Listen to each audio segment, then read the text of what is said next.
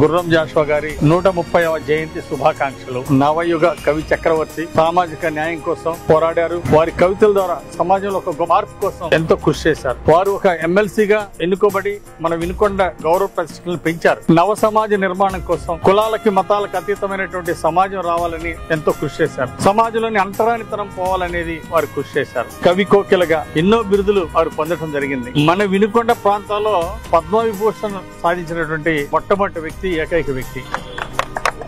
మన వినుకొండకి రాష్ట్ర ప్రజలు, దేశ ప్రజలు గర్వించదగ్గటువంటి ముద్దు బిడ్డ గుర్రం జాషువా గారు. ఆశయ సాధన ముందుకు జరగాలని వారికి గుర్తుగా ఎన్ఎస్పి గ్రౌండ్ లో ఒక మోడర్న్ డిజిటల్ లైబ్రరీని, గుర్రం జాషువా గారి లైబ్రరీని ఖచ్చితంగా ఏర్పాటు చేస్తాం మా ఇండియా ప్రభుత్వాలని ఈ సందర్భంగా తెలియజేస్తూ